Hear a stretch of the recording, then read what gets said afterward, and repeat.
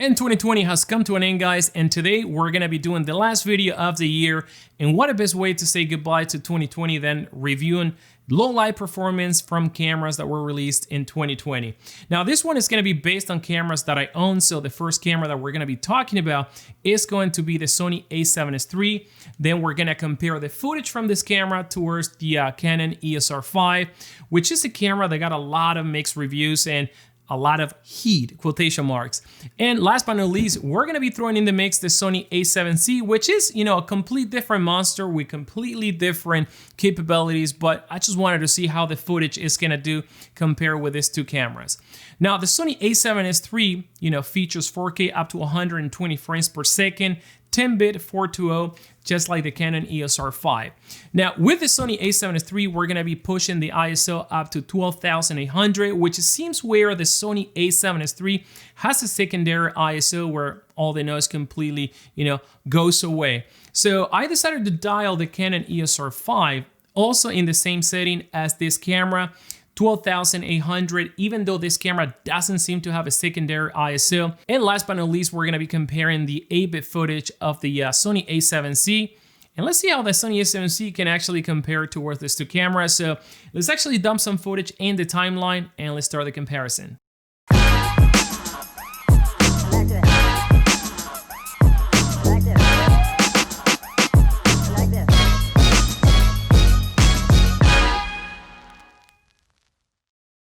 All right, so the first thing that I want to show you guys is, what I saw through my eyes that day. And it was around 6 p.m., so let me play this. It was shot with the iPhone 12 Pro Max. And this was actually the exposure that I was able to tell with my eyes. So the iPhone 12 Pro Max actually does a really good job at capturing, real life colors and, exposure. So we're going to be shooting this tree that you see right there. And let me stop right here. So this tree, as you can see, has a pretty dark trunk. There are two hammocks hanging right there. There is pretty good dynamic range because, as you can see, the sky is pretty bright.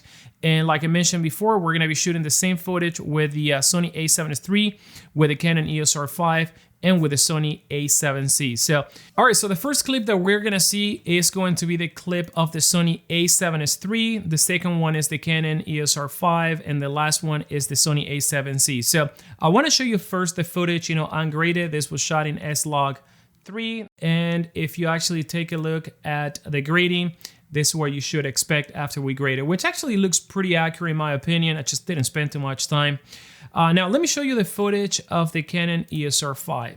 Now, once again, this is C-Log and is shot completely flat. Now, we're going to apply a little bit of a grading on the adjustment layer right here, and boom. This is what we get going on for the Canon EOS R5. And last but not least, we are going to apply a little bit of a grading to the S-Log 2 footage of the Sony A7C. Now, going back to the footage of the Sony A7S III, as you guys can see, what I want to show you is, the amount of noise that we're getting at 12,800 ISO, which is what I used for the Canon EOS R5 and for the Sony A7S III. So, as you can see right here, we're going to see if the computer can actually play this footage. There you go. And we have some of the voice that I'm going to mute right now there. There you go. So, as you can see, the footage looks pretty clean in my opinion. And yet again, it shows the capability of the Sony A7S III. So what we're going to be doing right now, jumping onto the footage of the Canon EOS R5, because remember, the Sony A7S III is a camera that is considered the king of low light. So we are expecting this camera to have the least amount of noise when pushing, to higher ISOs, specifically at the 12,800, which seems where a secondary ISO kicks in the Sony A7S III. And yes, the noise is completely gone right now in this piece of footage. But now I want to move to the Canon EOS R5 because, as you can see right now, this is the footage of the Canon EOS R5. And let me play it. Yeah, the computer's playing. You can see the hammock swinging right there. And in my opinion, it also does pretty good. And once again, I'm shooting this at 12,800 ISO with the Canon EOS R5. And even though the Canon EOS R5 does not advertise being a low light, cane like the Sony A7S III, I just want to let you guys, determine how the Canon EOS R5 actually does when confronted with the Sony A7S III. So The first thing that I want to do is go back to the footage of the Sony A7S III, and we can see it right there. Now, when I toggle between footage and footage, the one from the Sony A7S III seems to be a little bit sharper, at least, in my test. And the lenses that I've used for both videos have been the 24 to 70mm f2.8 Sigma for the Sony and the A7C, and the 24 to 70mm f2.8 RF Canon glass native on the R5. All right, so the next thing that we're gonna do is we're gonna zoom in by 200% on the footage of the Sony A7S III. We're gonna play this and let's see what we see. I mean, there is a little bit of noise, obviously, on the trunk, especially in the shadows. You can see a little bit on the seat of the swing and also a little bit here on the trees and right over here above on those top trees as well. But again, it's not noise, for example, in the white areas.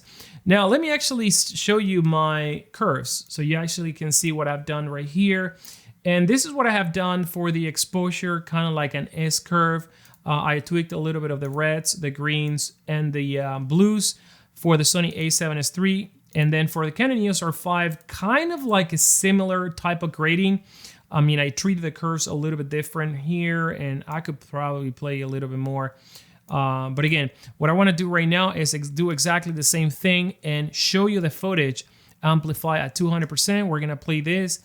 And let's actually compare. Now take a look right here on the top trees, in the background, and the noise is completely significant, when compared to the Sony A7S III. Now let's actually jump into the footage on the Sony A7S III and play that one. And you can see the difference, guys. I mean, it is a very extreme difference when it comes to sharpness of the video. And look at the Canon EOS R5 footage. Definitely we're losing a lot of details right here on the back of the trees.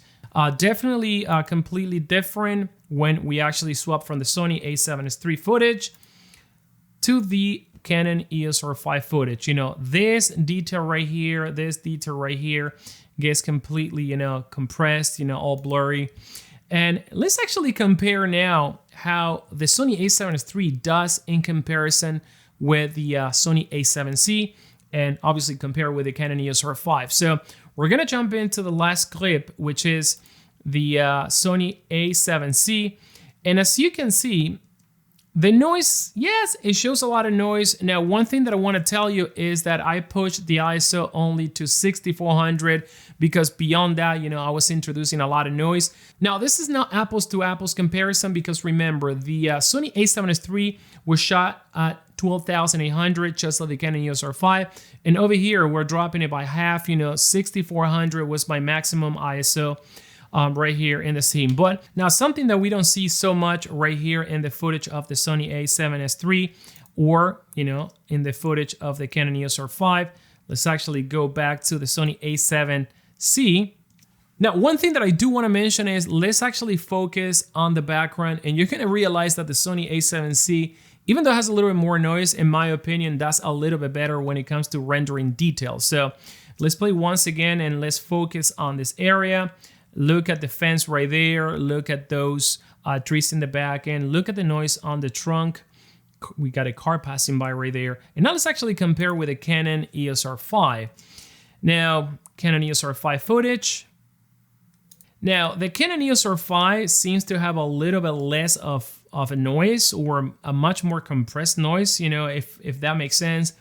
Whereas the Sony A7C has much more defined noise, but at the same time, I actually can tell more details. Now, because of the U2 compression, you may not be able to see the noise, but probably you're gonna be able to see image quality overall. So, and let's actually switch to the Sony A7S III right here. A huge, huge difference, guys. So now let's actually zoom into 400%. And once again, we're gonna do the same for the Sony A7S III. And let's play this video. Yes, we have a little bit of noise in the shadows, but I don't think it's a noise that really is going to ruin the image. Now let's actually go back to the Canon EOS R5 and we start seeing what I mentioned before, the lack of details in the background. And again, both lenses are dialed to 5.6. So we have almost the same exposure and settings on both cameras right here. And this is the image of the Sony A7C. Look at the detail of the chain right here. Look at the details of the tree. And let me actually switch really quick to the Canon EOS R5. Let's actually put the image in similar position. And there you go, Canon EOS R5, Sony A7C. Even when actually look at the detail of the chain, it seems like we get a little bit more detail with the Sony A7C. Also, the footage of the Sony A7C looks to be more sharpened, by the camera itself, by the settings, even though, I'm shooting here in S-Log2 as well. Now, like I mentioned before, this is not an apples to apples because the Sony A7C is shooting at S-Log2, whereas the Sony A7S3 is shooting in S-Log3, and the Canon EOS R5 C-Log2. So, all right, so let's actually fit the footage once again right here on the screen, and let's actually take a look at this overall. So this is the footage from the Sony A7S3. Let's actually toggle to the Canon EOS R5, and let's play it. And if you hear that screaming, that's my daughter in the kitchen. And it's actually now, take a look at the footage of the Sony A7C at 8-bit. And yes, the camera's actually rolling, but the swing actually stopped swinging. So yeah, I mean, to be honest with you, the Sony A7C actually does pretty good for a lot of situations where you're not gonna be cropping, excessively. And the clear winner right here, we knew it was the Sony A7S III, but let me actually rephrase the setting of the three cameras because the findings are pretty interesting. The Sony A7S III was shooting in 4K 30p, 10-bit 422, and the ISO was 12,800, which happens to be where the secondary ISO kicks in, even though that Sony doesn't advertise that. And it doesn't look like it's by noise reduction, it looks like a secondary ISO. That's what we were able to tell when we zoomed in for 100%. Now, the picture profile was S-Log3 in the Sony A7S III. In the Canon EOS R5, we were shooting 4K 30p 10-bit 422, and also the ISO was 12,800, even though, it doesn't seem to have the secondary ISO. Now, the picture profile was C-Log2 because right now we can choose C-Log3 from the menu, which it will be more comparable to S-Log3. Now, in the Sony A7C, we shot in 4K 30p 8-bit 420, and the picture profile was S-Log2, even though we have S-Log3 in the Canon A7C, but S-Log3 from 8-bit is very, very noisy, especially in low light situations. So, the Sony A7S III came in first place. I think the Canon EOS R5, came in second place clearly, had a little bit more noise in the shadows and crushed details also in the shadows. Now, the Sony A7C came in a third place, but, even though we got a little bit more noise, sometimes I think that the footage from the Sony A7C had more details in the shadows than the one from the Canon EOS R5. And remember, A7S III, Canon EOS R5, we were shooting in all eyes, so we were, getting the utmost, quality from the sensors. So I know that we could have gone more in details with the low light performance, but for someone that's gonna set the camera at 12,800 neighborhood, this is what you should expect from this camera. So let me know what you think in the comments down below, guys. Happy New Year's, and see you in 2021. Take care.